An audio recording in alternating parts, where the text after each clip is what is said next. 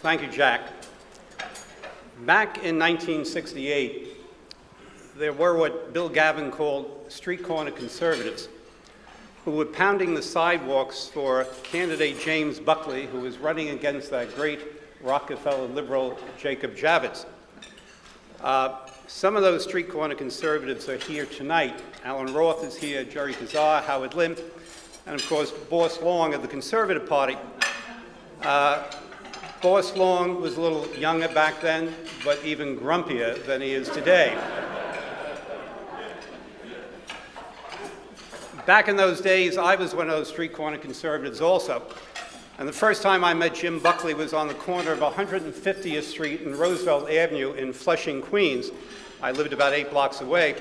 And the Queens Conservative Party had a storefront there for many years. It's now a laundromat.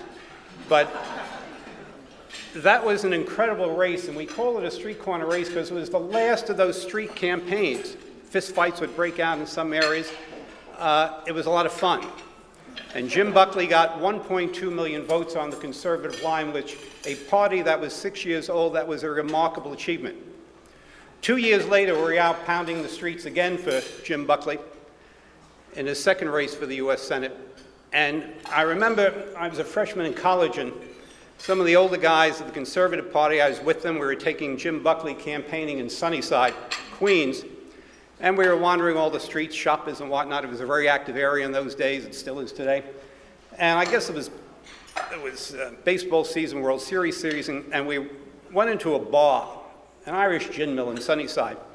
And one of the conservatives actually had $5 in his pocket and threw it on the bar and bought a round of beers. Beers that day, a glass of beer was about 35 cents.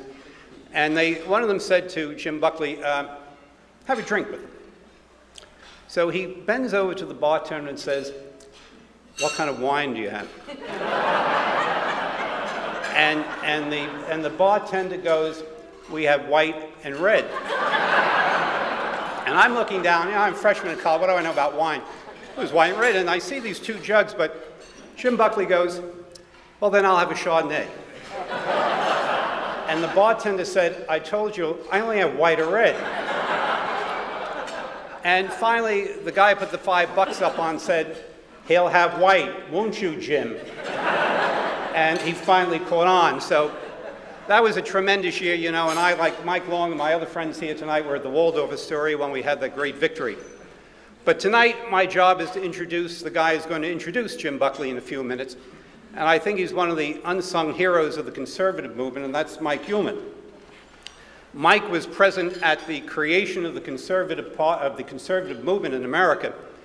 He was at the great meeting at Bill Buckley's house at Sharon, Connecticut in 1961, I think it was, where they wrote the Sharon Statement, which was the basis of the Young Americans for Freedom, and Mike, who was then in Yale, worked with M. St. Evans in writing that great statement.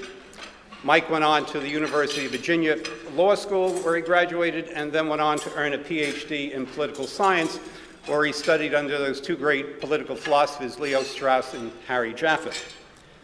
From there, we find that he wound up in 1971 as general counsel and the chief of staff of Jim Buckley's Senate office in Washington. That's when I first met Mike Uhlman. A few years later, President Ford appointed him as Deputy Attorney General of Legislative Affairs for the Department of Justice.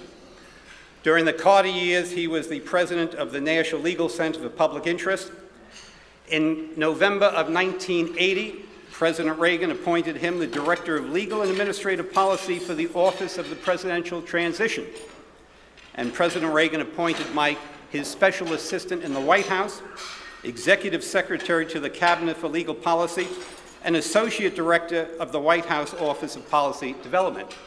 One interesting story, on the 30th anniversary of the attempt to assassinate President Reagan, I was watching the news, and Rudy Giuliani appears, and they said to Giuliani, where were you when Ronald Reagan was shot? And he said, I was in Mike Uhlman's office in the White House. And I was like, what's this all about? So I called Uhlman out in California later that day, and I said, what gives here? And he says, oh yeah, Rudy was in my office because I was given the task of telling him he was not going to get the #2 job in the Justice Department. So you all know what happened. We got him in New York. So Mike, we owe you big time for that. Thank you so much.